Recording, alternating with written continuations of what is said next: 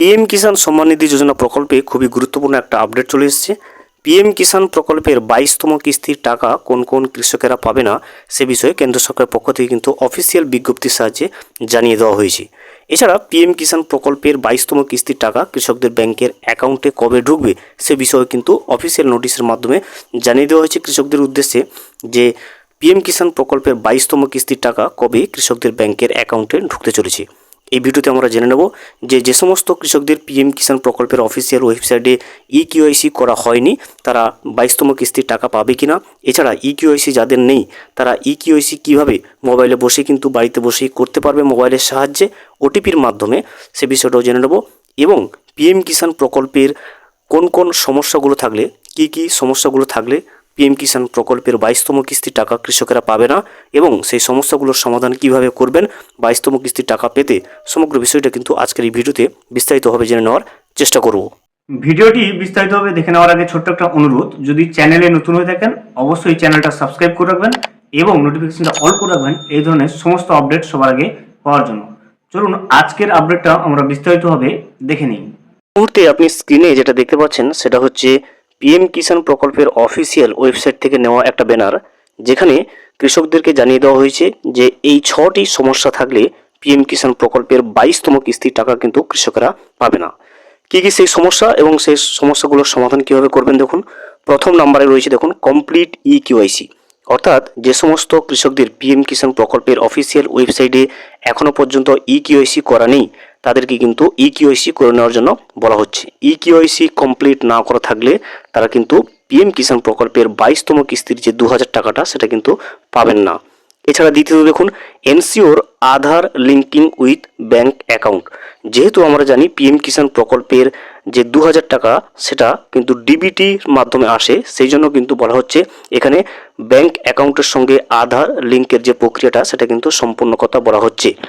Bank অ্যাকাউন্টের সঙ্গে আধার link না হলে তাহলে কিন্তু ডিবিটির সাহায্যে পিএম কিষাণ প্রকল্পের যে 2000 টাকা কেন্দ্র সরকারের পক্ষ থেকে ট্রান্সফার করা হয় সেই টাকাটা কিন্তু কৃষকেরা পাবে না।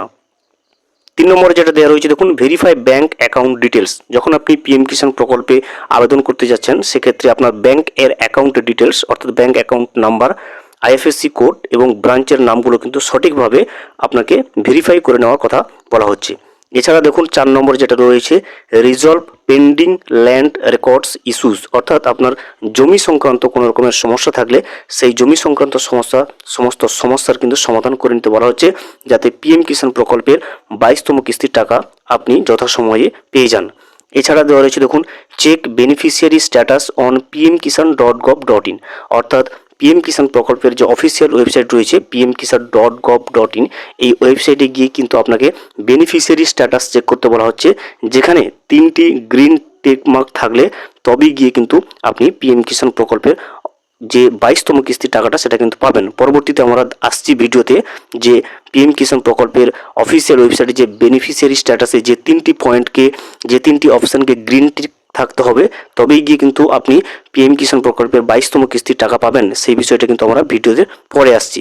এছাড়া দেখুন update mobile number for OTPs and notification, অর্থাৎ পিএম কিষাণ প্রকল্পে যে সমস্ত কৃষকেরা নাম নথিভুক্ত রয়েছে তারা যারা 22তম কিস্তির জন্য অপেক্ষা করছে 22তম কিস্তির টাকা 2000 টাকা পাওয়ার জন্য, তাদেরকে এটাও বলা হচ্ছে যে আপনার মোবাইল নাম্বার অবশ্যই পিএম কিষাণ প্রকল্পের অফিসিয়াল ওয়েবসাইটে কিন্তু আপডেট রাখুন বা লিঙ্ক করুন গুরুত্বপূর্ণ ওটিপি এবং নোটিফিকেশানের জন্য। এবারে আমরা দেখে নেব যে পিএম কিষাণ প্রকল্পের অফিসিয়াল ওয়েবসাইটে গিয়ে যেখানে বেনিফিশিয়ারি স্ট্যাটাস আমরা চেক করে দেখে নেব যে 3টি গুরুত্বপূর্ণ অপশানগুলো গ্রিন টিক থাকলে তবেই গিয়ে কিন্তু আপনি পিএম কিষাণ প্রকল্পের 22তম কিস্তির টাকা পাবেন। পিএম কিষাণ প্রকল্পের বেনিফিশিয়ারি স্ট্যাটাস চেক করার ক্ষেত্রে আপনাকে পিএম কিষাণ প্রকল্পের যে অফিসিয়াল ওয়েবসাইট রয়েছে দেখুন লিঙ্কটা pmkisan.gov.in, এই অফিসিয়াল লিঙ্কটা আমি ডেসক্রিপশন বক্সে দিয়ে রাখবো, আপনি সেখান থেকে ক্লিক করে কিন্তু সরাসরি ওই ওয়েবসাইটে চলে আসবেন। এখানে আসার পরে নিচের দিকে স্ক্রল করবেন, নিচের দিকে স্ক্রল করলে আপনি এখানে একটা অপশান দেখতে পাবেন দেখুন নো ইউর স্ট্যাটাস, এই নো ইউর স্ট্যাটাসের উপরে ক্লিক করবেন। নো ইউর স্ট্যাটাসের উপরে ক্লিক করলে আপনার সামনে নতুন ইন্টারফেস খুলবে, এখানে দেখবেন নো ইউর স্ট্যাটাস এবং প্রথমে আপনি দেখতে পাবেন এখানে দেখুন এন্টার রেজিস্ট্রেশন নম্বর, আপনার যে রেজিস্ট্রেশন নম্বরটা এখানে বসাবেন। যদি রেজিস্ট্রেশন নম্বর না থাকে এখানে নো ইউর রেজিস্ট্রেশন নম্বর উপরে ক্লিক করলে আপনার আধার কার্ডের সাহায্যে আপনি আপনার রেজিস্ট্রেশন নম্বরটা জানতে পারবেন। রেজিস্ট্রেশন নম্বরটা বসিয়ে এরপরে এখানে দেখুন ক্যাপচা একটা দেখতে পাচ্ছেন, এই ক্যাপচাটা দেখে দেখে এই জায়গাতে বসাবেন এবং গেট ওটিপির উপরে ক্লিক করবেন।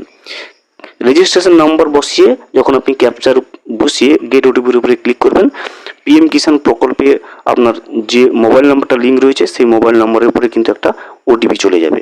আমরা কিন্তু রেজিস্ট্রেশন নাম্বার বসাবো। রেজিস্ট্রেশন নাম্বার এবং ক্যাপচা বসিয়ে আপনি যখনই গেট ওটিপির উপরে ক্লিক করবেন, আপনার পিএম কিষাণ প্রকল্পে যে মোবাইল নাম্বারটা লিঙ্ক রয়েছে সেখানে কিন্তু ওটিপিটা চলে আসবেন। দেখবেন এখানে এন্টার ওটিপির যখনই আমি ক্লিক করলাম গেট ওটিপির জায়গায়, এখানে কিন্তু এন্টার ওটিপির যে ঘরটা সেটা খুলে গেছে। আমি কিন্তু এখানে ওটিপিটা বসাবো এবং তারপরে দেখুন গেট ডেটার উপরে ক্লিক করে নেবো। ওটিপিটা বসিয়ে যখনই আপনি গেট ডেটার উপরে ক্লিক করবেন, ওই উপভোক্তার সমস্ত ডিটেলসটা কিন্তু এভাবে আপনার সামনে স্ক্রিনে শো হবে। এখানে আপনি কিন্তু দেখতে পাবেন লেটেস্ট যে পেমেন্ট স্ট্যাটাসটা সেটা কিন্তু চেক করে নিতে পারবেন এবং তারপরে এখানে একটা জিনিস দেখবেন এলিজিবিলিটি স্ট্যাটাস, এবং এখানে আপনি যে ডাউন অ্যারোটা চিহ্নটা পাবেন সেই ডাউন অ্যারোর উপরে ক্লিক করবেন।